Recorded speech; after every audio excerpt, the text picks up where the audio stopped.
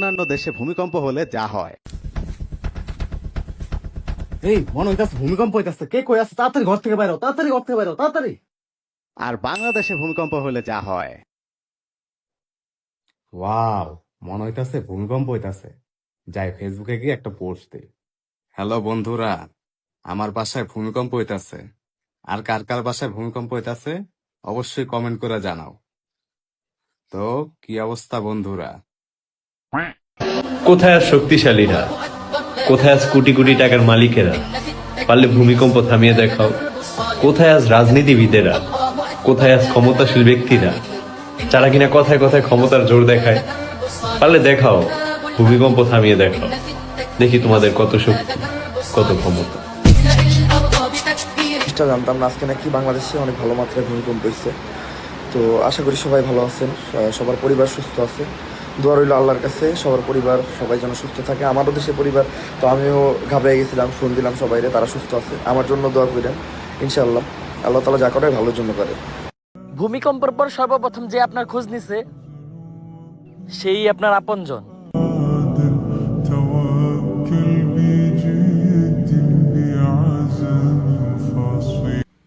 একটু আগে ভূমিকম্প হয়েছে বলে পুরো ফেসবুক জুড়ে ভূমিকম্প, 10টা 10-এ ভূমিকম্প, 10টা 10 মানে পুরো টাইম লিখে ভাই ভূমিকম্প দেখাচ্ছে। আর বলতে পারে লোকজন ওটা ভূমিকম্প হয়েছে, ওপর দিয়ে শোনা পড়েনি, মানে একটু জোরে হলে মরে পড়ে থাকবে সবাই। মানে এত কিসের ফুর্তি ভাই এদের? ভূমিকম্প নিয়ে মাতামাতি। এতদিন কাঞ্চনের বিয়ে নিয়ে মাতামাতি করেছে মানলাম, ভূমিকম্প নিয়ে এত মাতামাতি।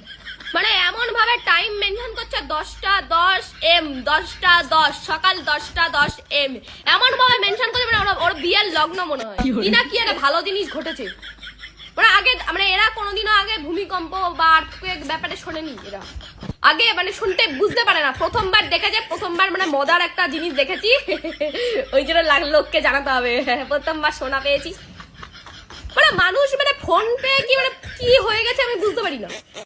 আর আমার তো কাজ সারাদিন শুয়ে থাকা, আমি শুয়েছিলাম মানে খাটফাট নড়ছে, আমি আমার মাথায় নেই যে ভূমিকম্প তো হতে পারে। আমি আরো ভাবছি যে সালা আত্মা ফাত্তা ঢুকলো নাকি, মানে আমার মাথায় আত্মা ফাত্তার ব্যাপারই ঘোরে। আমি ভূমিকম্প যে হতে পারে মাথাতেই আমার আসেনি। তারপর ফেসবুক খুলে দেখি ও বাবা এই তো দেখি ভূমিকম্প হয়েছে। আমি ভেবেছি আত্মা ঢুকেছে, মানে কেউ কি মরেছে, কারোর আত্মা কি আমার ভর করেছে।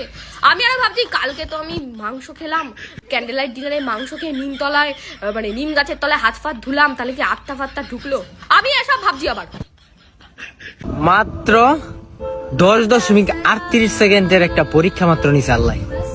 হ্যাঁ, এই পরীক্ষায় আমরা বুঝতে পারলাম যে দুনিয়াটা আসলে কিছু একটার উপর নির্ভরশীল। আল্লাহ তাআলার হাতের মুঠোয় এই দুনিয়াটা। সামান্য 10 সেকেন্ডের পরীক্ষা নিছে। যদি এই পরীক্ষাটা 1 মিনিটের মতো হইতো তাহলে অবস্থা খারাপ হয়ে যেত। আর আমরা মানুষ জাতি মিনিটের পর মিনিট, ঘন্টার পর ঘন্টা, দিনের পর দিন, বছরকে বছর খালি গুনার কাজ কইরেই যেতে।